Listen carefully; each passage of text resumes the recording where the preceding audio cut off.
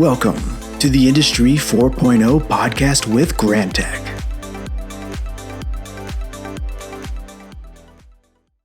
Hi, welcome to today's episode of the Industry 4.0 podcast with Grantek. Here, we're looking into the world of manufacturing with a focus on stories and trends that lead to better solutions, and our guests share tips and outcomes that are going to help improve your productivity. My name's Sam Russum, and today I am joined by my boss, Ian Tooke, who is here. He is the VP of Strategic Business Development at Grantek. Ian, thank you for joining us. You want to tell everybody a little bit more about who you are and what you do over here? Oh, sure. Okay. Yeah, so as Sam said, my name's Ian Tooke, and I'm the VP of Strategic Business Development. Been at Grantek for just over 13 years in various roles. Always been around in kind of in industry and manufacturing. I was at Rockwell before for almost 15 years in various roles in product development, consulting. Finished there as the lead architect for factory talk historian and some of the MES products like plant metrics. Yeah, awesome. And what do you do today at Grantek? Well, other than being your boss. Yes. Which takes up most of your time, I understand. Yeah. So really, I'm looking at all the things to do with strategic growth at Grantek. So understanding what our customers want, what the marketplace is asking for us to supply as a solution, and then leading essentially all the aspects of growth at Grantek. So that would be marketing, your group, smart manufacturing solutions, and also the sales team. Yeah. I mean, I'll also maybe mention that you are the one that essentially taught me how to do Industry 4.0 consulting, right? I mean, like I've been doing it as my day job for a while. Yeah. But yeah, when we would go and talk to various manufacturers in food and bev and life sciences, really start to put together their digital roadmaps and technologies, priorities, vendor assessments. You were kind of leading that practice for a while at Grantek. I kind of took that over for a bit, and that's kind of what gave us the knowledge to have conversations like this, which is kind of cool to think about. Yeah. And just to add to it, I mean, I think I'm very proud of where we've got to in a short amount of time. Mm-hmm. And I think our customers are enjoying the benefits of some of our changes that we put in place. And hopefully this podcast will help people a little bit with the Industry 4.0 journey. Yeah, for sure. And speaking of, let's kind of dive into it with our standard first question. We have had multiple guests now answer, but I would love to hear your take on what does Industry 4.0 mean to you? Good question. I think it's a term that's bandied about, other than the obvious answer of an initiative that initially came out of Europe, out of Germany, that now has a couple of standards boards behind it. I mean, I think really it's more important to look at what is the outcomes of Industry 4.0. Sure. Because I think that gives context to the meaning. So if you kind of look broadly at what our customers are looking for those outcomes is optimized processes. Okay. So allowing all of the connectivity between sensors, smart machines, optimizing manufacturing processes, allowing our end customers, our manufacturers to work faster, have data analytics at their fingertips to make intelligent, informed decisions, greater asset utilization, allowing for greater flexibility across the manufacturing operation, which translates to better asset utilization of your incumbent assets and therefore a potential for revenue increase. Mm-hmm. High labor productivity. Expanding the skills repertoire of many of our manufacturing workers as a lot of the new technology sets comes into play. The addition of things like collaborative robots or cobots, people and robots working alongside each other in manufacturing workflows, maximizing efficiencies and revenues. Supply chain and inventory, obviously a really hot topic right now. Yep. One of the biggest impacts that we're seeing right now, and it affects us and it affects our end customers, is uncertainty in supply chain. something that is not going to be going away overnight.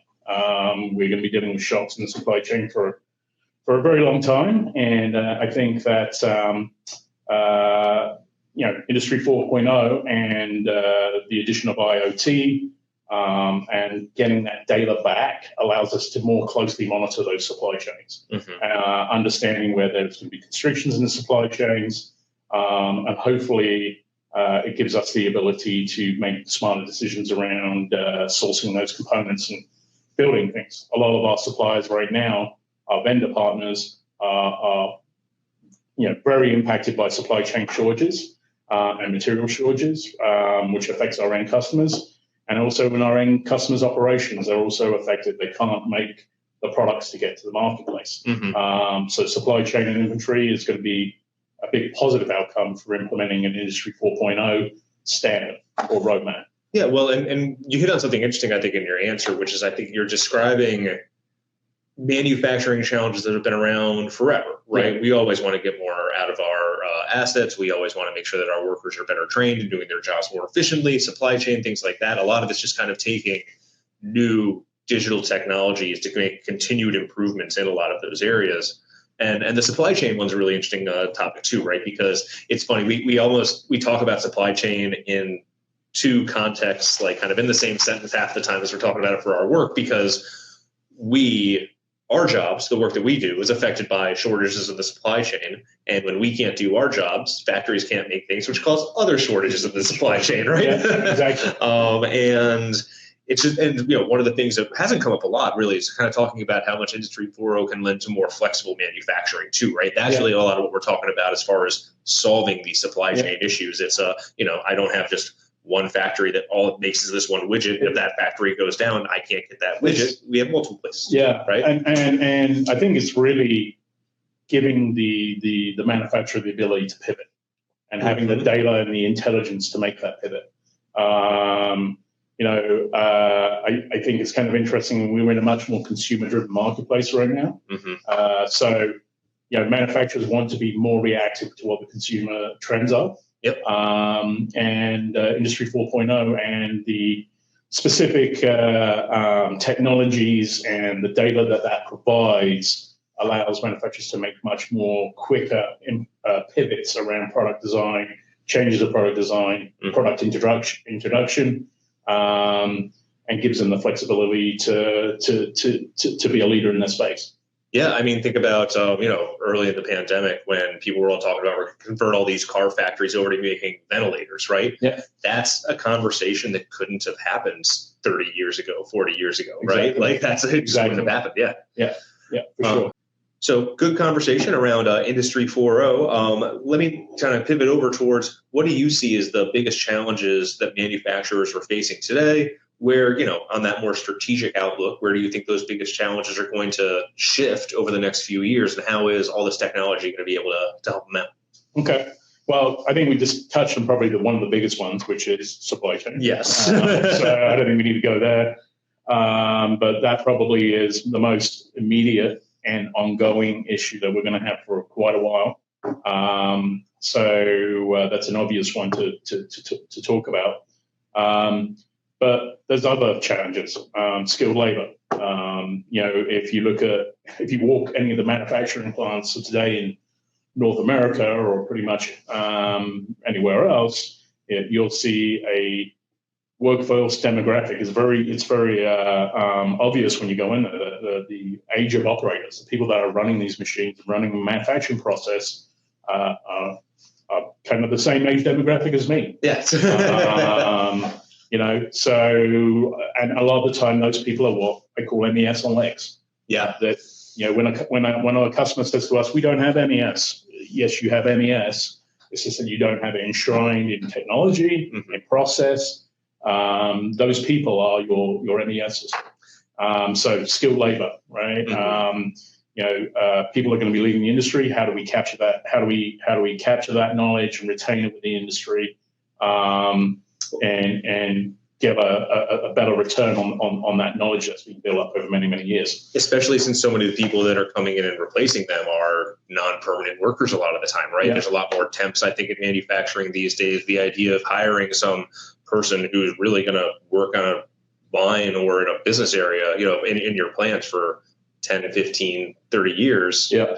Well, and that concept is gone. It's gone. Exactly. Right? Yeah. So, to find an operator now that has been in a place for 30 years is a rare thing. Mm-hmm. And people aren't going into those positions a lot of the time for a career. Yeah. It's highly transient. There's a high turnover of staff. I'm sure every manufacturer was affected by COVID. Mm-hmm. I would say we got through it, touch wood. We haven't got through it yet. We've seen how, labor shortages affected us during COVID, people being absent, not being able to pick up from where they left off. The onboarding process is too much because there's too much knowledge that you need of the manufacturing process to be efficient as an operator. So they are all areas of things that we can improve. We can improve by having good digital systems that replicate that workflow, that capture some of that intrinsic tribal knowledge, and make it repeatable and automated. Another kind of impact is going to be the enablement of machine intelligence. Great example of this is, we won't name names, but you and I have both been in customers where they're monitoring a specific manufacturing process, and the operator is looking at the quality of his material as he's producing it and making decisions based on his knowledge of, the material is a little bit too viscous, or it's the wrong color, or it's this, and he's making manual changes on a process through dials and knobs and switches because he just knows this is what the product's meant to look like. So the concept of having a machine that actually stores and gathers that data and is able to replicate that operator interaction, if you will, is something that's available right now, right? So machine intelligence, there's still lots of manufacturing processes out there that are not optimized around machine intelligence, that data isn't being gathered from. So that's another big impact that I see as well. That's a super cool one, and I it's one that I'm surprised I actually don't see more often. Right, is kind of putting in those digital systems to learn what tweaks are being made to these systems to get them back into control, and are there ways to kind of automate that a little bit more? So I think there's going to be a number of challenges that manufacturers are going to be facing. Just being kind of informed and understanding how some of these Industry 4.0 technologies and strategies can mitigate that risk to you is going to be really important. I think one of the big things I think that we've seen in the last couple of years is a change in expectations of the solutions that we deliver by the change in demographic. Sure. Right? Okay. Yeah. People coming into the industry have expectations of how they want to integrate with or work with machines. Yes. Right. So there are inherent expectations of a new operator today of, hey, when I go on this screen and I do this action or gesture, like on my iPhone or on my Android, it does this. Right. And so being able to harness those popular trends and how people interact with machines that maybe they're using at home or in other areas of their life is going to be really important. Oh, yeah. That actually, that just came up recently. I was talking to my parents, actually, and it was funny. They were talking about how sometimes maybe I get a little frustrated as I give them technical support on their various devices around the house. And I ended up saying, like, well, it's hard because, like, you can't really teach somebody, like, intuition sometimes, right? And so, when I know there's a problem on your thing, I'm like, oh, well, here's the gear, and gears always mean a settings menu, so I'm going to click into that. And they're like, how would you know that a gear means a settings menu? And I'm like, I can't explain that. I just know it, though, right? And become an icon that is known in the industry for settings. Right? Exactly. Not just in the industry. I mean, everywhere. Right? It's ubiquitous with a settings concept. Yeah, absolutely. So we talked about some of kind of the challenges. Like, I wouldn't call them like downsides, right? It's all about fixing problems. But like, what's kind of the more exciting stuff? Like, what is it when you're talking to people that are plant managers, industry executives, things like that, right? What do they get like really excited about when they start talking about Industry 4.0? Well, I mean, that's the obvious things, right? Mhm. The impacts to their P&L. We talked a little bit about the flexibility and the ability to get products to market quicker. New product introductions I mean, you can simulate a new product before you deliver it onto a line, right? Just being able to look at those pieces and the impacts to the P&L of the businesses that they're in, and really allowing them to innovate and pivot faster, and match consumer demand. I think are the main things why people are interested in Industry 4.0. It's like, how do I make more money? Yep. How do I have growth? How do I pivot? How do I distinguish myself as a leader of the pack? How do I promote my brand and build my brand equity around the unique products I can bring to market? Yeah. Isn't it kind of funny that all like kind of the immediate things you have to hit are all about like driving down costs? The thing that gets people so excited is bringing in more revenue by doing more cool new things like new product introductions. Yeah. Speaking of new products, I'm going to take that segue. Tell me, what is the most impactful technology that you're expecting to come in the next few years? Like, what's the thing that we're not really seeing a ton of today? Maybe it's on the edges a little bit, but 5 years from now, you'll be behind if you don't have it. I think just as we are in manufacturing, we tend to lag. Yes. From a technology perspective. I think that's changed over the years, and there's less of a lag between what IT is doing today or other companies are doing outside of manufacturing, and that time is shortened. And I really do think at the end of the day, when you look at all of these things, what is enabling it? And it's communications. Yeah, right. Sure. It's how do I get data from this sensor to here? How do I provision machines faster and quicker? And so 5G, I think, is going to be something that is going to impact,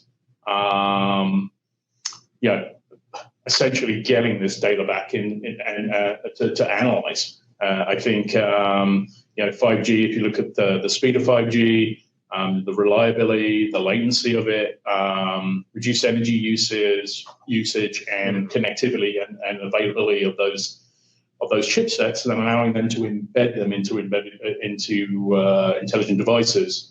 I think 5G is set to kind of revolutionize the way that we even implement a solution within manufacturing. I definitely see that, and I think that's actually probably even worth a little bit of an explainer, because I know so many people that hear 5G and they just think, oh, well, I have 4G right now, so it's just one more G. It's just faster, right? Yeah. But 5G does mean a lot for manufacturing in particular, right? Because of the things that are more than just that extra G, more than the extra speeds. If you're in a manufacturing plant, you have an issue getting data from your machines.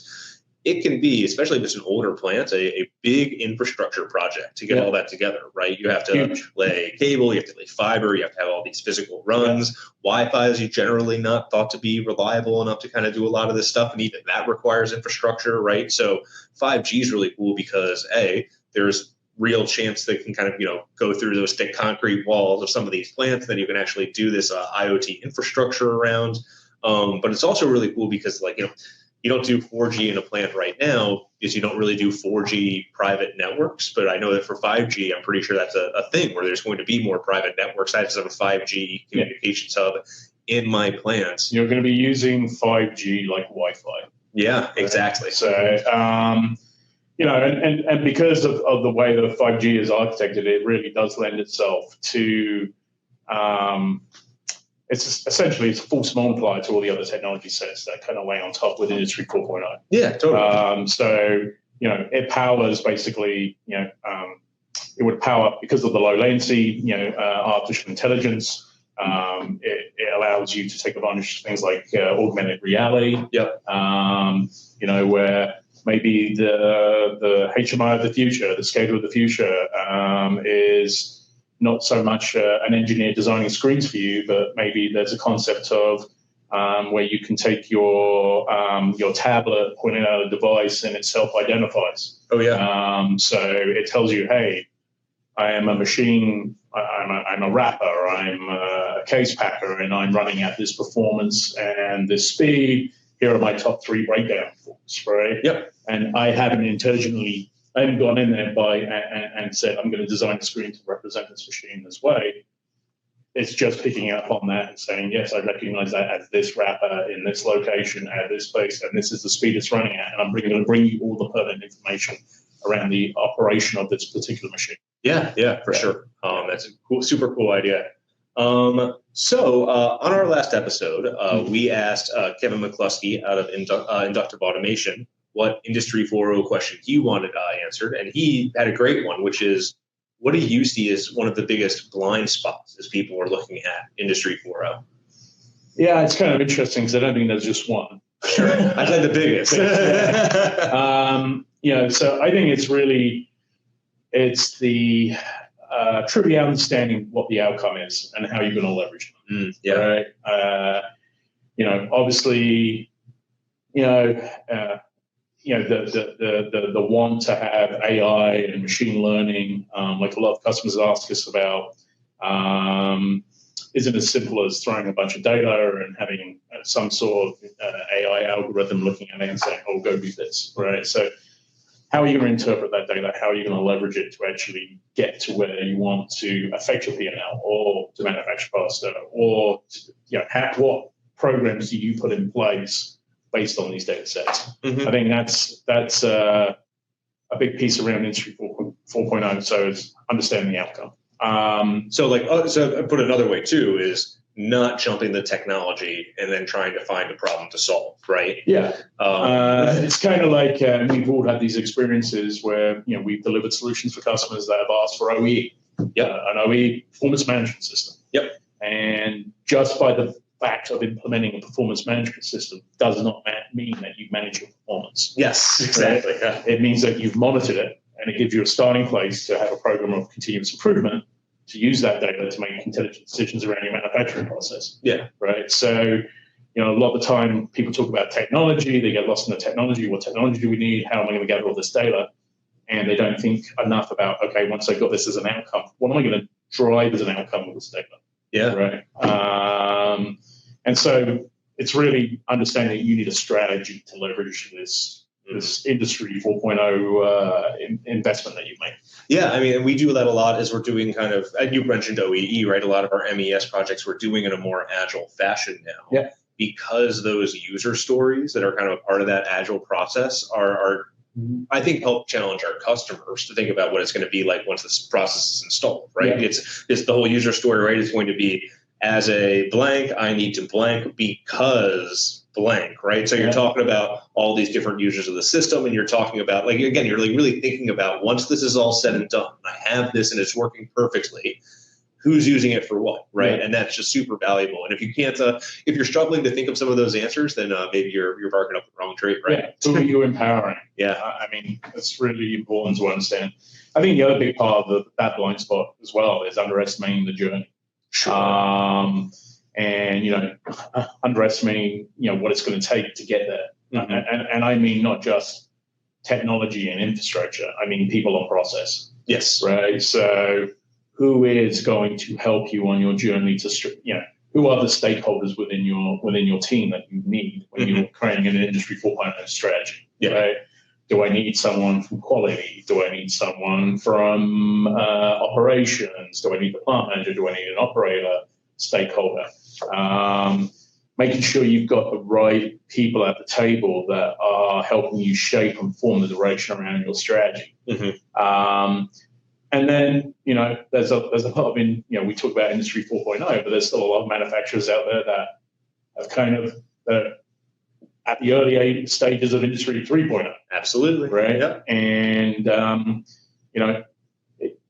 how do they get to Industry 4.0 with kind of minimal investment into their infrastructure, mm-hmm. right? And all the time, people are underestimating what investment they're going to have to make to get to that point. Mm-hmm. Obviously, there's ways and means around that. We've got edge connectors now. We've got different ways of getting data at cheaper costs. We just talked about 5G, right?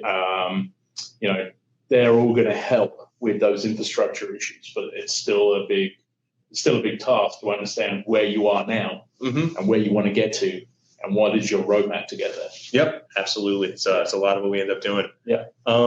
So I actually think this is going to end up being our last episode of this season. But for when we start picking this up again, I want to have a question at the ready from a previous guest as well, right? So, Ian, what question do you kind of want me to ask in a future podcast to one of our experts? So, I think a good one is, what foundational strategies and standards are you using to chart your Industry 4.0 journey? Okay, I'd be happy to ask that. I'm curious to hear it. Awesome. Thanks. Great. Yeah. So, great podcast, Ian. Thanks, everybody, for joining the Industry 4.0 podcast with Grantek. I hope you all enjoyed it.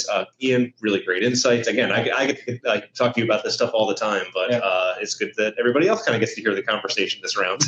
Awesome. Yeah. So, again, thanks for listening. We would love to hear from you all. So follow Grantek on LinkedIn. Stay up to date with everything that we're doing. Subscribe to the Industry 4.0 podcast with Grantek, wherever you happen to listen to these podcasts. Email any questions, feedback, your thoughts on Industry 4.0 to info@grantek.com. And please be sure to join us next time on the Industry 4.0 podcast with Grantek. Thanks again, Ian. Cheers, Sam. Yeah.